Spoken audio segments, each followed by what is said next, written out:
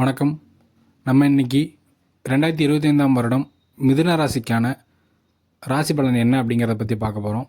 இந்த வீடியோவோட கடைசியில் மிதுன ராசிக்கு கணவன் மனைவிக்கு இடையேயும் மற்றும் குடும்பத்தில் மற்றும் பொருளாதார ரீதியாக ஏற்படக்கூடிய சில பிரச்சனைகளை சமாளிக்கிறதுக்கும் பொருளாதார ரீதியாக முன்னேறதுக்கும் இந்த வருடத்திற்குரிய சில பரிகாரங்களை நான் அந்த வீடியோவில் கடைசியில் சொல்ல போகிறேன். தவறாமல் வீடியோவை பாருங்கள். வாங்க நம்ம இப்போ 2025ஆம் வருடம் என்ன நடக்கும் அப்படின்னு பார்க்கலாம். நம்ம தலைப்பு பார்க்குறதுக்கு முன்னாடி நம்ம சேனலை சப்ஸ்கிரைப் சப்ஸ்கிரைப் பண்ணுங்கள். அப்படின்னா தான் நம்ம அடுத்தடுத்து போடக்கூடிய வீடியோக்கள் எளிதில் உங்களை வந்து அடையும். மிதுன ராசிக்கு பொதுவாகவே இந்த வருடம் 3 முக்கியமான பயிற்சிகள் இருக்குது. என்னென்னு பார்த்தீங்கன்னா, குரு பயிற்சி, ராகு கேது பயிற்சி, சனி பயிற்சி. பொதுவாகவே பெரிய பெரிய வருட கிரகங்கள்னு சொல்லப்படக்கூடிய இந்த 3 கிரகங்களோட இந்த 4 கிரகங்களோட பயிற்சி தான் வந்து முக்கியமாக சொல்லப்படுது. இந்த குரு பகவான் பார்த்தீங்கன்னா உங்களுக்கு 12ஆம் இடத்துலேருந்து உங்களோட ராசிக்குள்ளே வரார். அதன் பின்பு பார்த்தீங்கன்னா சனி பகவான் 9ஆம் இடத்துலேருந்து உங்கள் பாக்கியாதிபதி 10ஆம் இடத்திற்கு போகிறார், தொழில் ஸ்தானத்துக்கு. அதன் பின்பு பார்த்தீங்கன்னா ராகு பகவான் 10ஆம் இடத்துலேருந்து 9ஆம் இடத்திற்கு வரார். இந்த கிரக பயிற்சிகள்லாம் என்ன பலனை ஏற்படுத்தும் அப்படின்னு பார்த்தீங்கன்னா, குரு பகவானவர் உங்கள் ராசிக்குள்ளே வர்றது வந்து மிகுந்த நன்மைகளை ஏற்படுத்தும். அதாவது 5, 7, 9 இந்த 3 இடங்களையுமே பார்த்து அவர் வலுப்படுத்துவார். சரி, வீடியோவோட தொடக்கத்தில் நீங்கள் பிரச்சனை ஏற்படும் சொல்லி நீங்கள் கண்டென்ட் போட்டிருக்கீங்களே, அது எதனாலன்னு பார்த்தீங்கன்னா, இந்த 4 கிரகங்களும் அதுக்கு காரணம் இல்லைங்க. 5ஆவது ஒரு கிரகம் இருக்குது, செவ்வாய் வந்து மிதுன ராசிக்கு 2ஆம் இடத்துல வந்து நீசமாகிறாரு. அதன் பின்பு வக்ர நிவர்த்தியாகி திரும்ப மிதுன ராசிக்குள்ளே வர்றாரு. இது எந்த மாதிரியான பிரச்சனைகளை ஏற்படுத்தும் அப்படின்னு கேட்டிங்கன்னா, கண்டிப்பாக பண இழப்பை ஏற்படுத்துறதுக்கு வாய்ப்புகள் அதிகம். முதல் 6 மாதம் பங்குச்சந்தை, சூதாட்டம், அப்புறம் யாருக்காச்சும் கடன் கொடுத்தேன், எனக்கு ரொம்ப நெருங்கினவர், பிஸ்னஸ் பண்ணேன், அவர் பிஸ்னஸ் பார்ட்னராக சேர்த்துக்கிட்டு புதுசாக பிஸ்னஸ் தொடங்க, அந்த வேலையெல்லாம் விட்டுருங்க.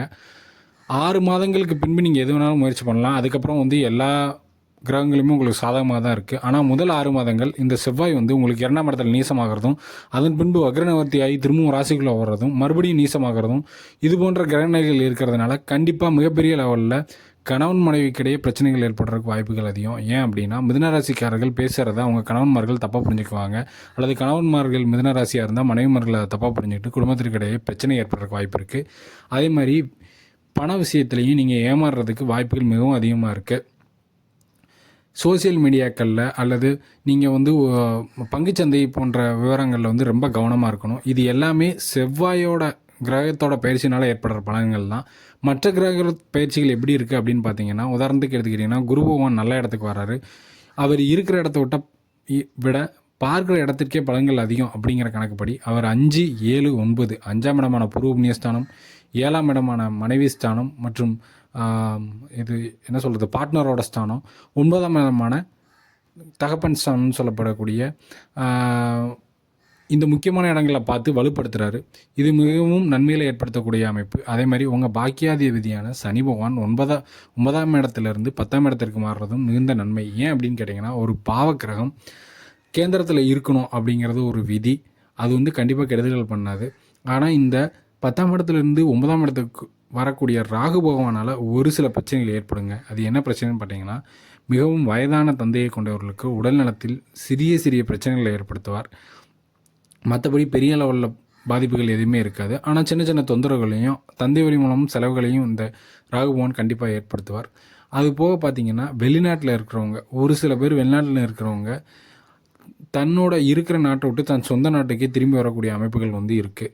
அவங்களுக்கு வெளிநாட்டில் இருக்கக்கூடிய அமைப்புகள் வந்து பலன்கள் முடிஞ்சிடும். சில பேர்த்துக்கு ராகு தசை நடந்தாலோ அல்லது 8 மற்றும் 12ஆம் இடத்தோட அதிபதிகள் தசை நடந்து 12ஆம் இடம் வந்து ரொம்ப ஒளித்தன்மையோடு இருந்தாலோ அவங்க கண்டினியூவாகவே வெளிநாட்டில் இருப்பாங்க. அவங்கள பற்றி பிரச்சனை இல்லை. கொஞ்ச நாள் வந்து தான் சொந்த ஊரில் தங்கிட்டு 1 மாதமோ 2 மாதமோ மறுபடியும் வெளிநாட்டுக்கு போகக்கூடிய அமைப்பு. கோர்ட்டு கேஸு வம்பு வழக்கு எல்லாமே இந்த 6ஆவது மாதம் வர உங்களுக்கு வந்து கண்டிப்பாக வெற்றிகளை கொடுக்காதுங்க. நீங்கள் கொஞ்சம் பொறுமையாக இருந்து தான் ஆகணும். ஏன் அப்படின்னா, முழுக்க காரணம் இந்த செவ்வாய் பகவான். ஏன் இந்த செவ்வாய் பகவான் மிதுன ராசிக்கு மிகுந்த கெடுதலை ஏற்படுத்துது அப்படின்னு பார்த்தீங்கன்னா, எப்போவுமே புதன் வீடான கன்னிக்கும் மிதுனத்துக்கும் செவ்வாய் வந்து மிகுந்த கெடுதல்களை பண்ணும். செவ்வாயோட வீடான விருச்சிகத்துக்கும் மேசத்துக்கும் இந்த புதன் பகவான் வந்து மிகுந்த கெடுதல்களை பண்ணுவாருங்க. அதனால தான் நான் அந்த ராசி பலனை சொல்லலை. முக்கியமாக பிரச்சனைகள் ஏற்படுற காரணம் செவ்வாய் பகவான் நான் சொன்னேன். அதற்கான பரிகாரம் என்ன அப்படிங்கிறத பார்ப்போம். இந்த மிதுனராசிக்காரர்கள் செவ்வாய்க்கிழமை மிகவும் பழமையான முருகன் கோவில் மலை மேலே உள்ள அல்லது அருகில் உள்ள பழமையான முருகன் கோவிலுக்கு போய் முருகனுக்கு செவ்வரளி பூ வாங்கி சாத்தி அர்ச்சனை பண்ணுங்கள். அப்படி இல்லை அப்படின்னா நவகிரகத்தில் உள்ள செவ்வாய் பவனுக்கு செவ்வாய்க்கிழமை காலையில் 6 to 7 போய், அல்லது உங்களால் அந்த டயத்துக்கு போக முடியலன்னா மற்ற எந்த நேரத்துலனாலும் போங்க. ஆனால் அந்த டயத்துக்கு போனால் அது செவ்வாய் ஹோரை, அந்த டயத்தில் போனால் மிகவும் நல்லது. அந்த டயத்தில் செவ்வரளி மாலை வாங்கி சாத்தி செவ்வாய் பகவானை நவகிரகங்களை சுற்றி வழிபட்டுவாங்க. இதுவுமே ஒரு மிகச்சிறந்த பரிகாரம். இந்த மாதிரி நீங்கள் பண்ணுறதுனால குடும்பத்தில் கணவன் மனைவிக்கு இடையே ஏற்படக்கூடிய பிரச்சனைகள் அகலும். அதே மாதிரி உங்களுக்கு எங்கேயாச்சும் பணம் சம்மந்தமாக நீங்கள் எங்கேயாச்சும் உங்களுக்கு ப்ராப்ளம் வரணும்னு இருந்தால் அந்த ப்ராப்ளம் கொஞ்சம் குறையுங்க. கண்டிப்பாக அது ஸ்டாப் ஆகும்னு நான் சொல்ல மாட்டேன். ஒரு 3 லட்சம் 4 லட்சம் போகிற இடத்துல 1000 ரூபா 2000 ரூபாயோட போய் முடியும், அவ்வளோதான். ஏன்னா நீங்கள் பரிகாரம் பண்ணுறது உங்களுக்கு ஏற்படக்கூடிய பிரச்சனைகளை கண்டிப்பாக குறைக்கும் அப்படின்னே சொல்லலாம். முருகர் வழிபாடு பண்ணுங்கள். இதுதான் மிதுன ராசிக்குரிய இந்த முதல் 6 மாதத்துக்கான பலன்கள். நான் ஏன் இப்படி சொல்கிறேன்னா, எல்லா மிதுன ராசிக்காரர்களுக்கும் கடந்த 2 மாதமே உங்கள் கணவன் மனைவியோட கடந்த 2 வாரங்களாக இப்போ பார்த்தீங்கன்னா, இப்போ ரொம்ப செவ்வாய் நீசமானதுக்கப்புறம் இப்போ நான் வீடியோ போட்டிருக்கேன். இந்த அக்டோபர் நவம்பர் மாதங்கள்லேயே உங்கள் கணவன் மனைவிக்கிடையே சின்ன சின்ன கருத்து வேறுபாடுகள் வந்திருக்கிறத நீங்கள் உணர்ந்திருப்பீங்க. கொஞ்சம் டிஃப்ரெண்ட்டாக இருந்திருக்கும் இந்த வருடத்தில், இந்த 2 மாதத்தில். ஒருத்தர் புரிஞ்சிக்காமல் நடக்குது, இது போன்ற சம்பவங்கள்லாம் நடந்திருக்கும். அப்படி நடந்திருந்தால் நம்ம வீடியோ கீழே கமெண்ட் பண்ணுங்கள்.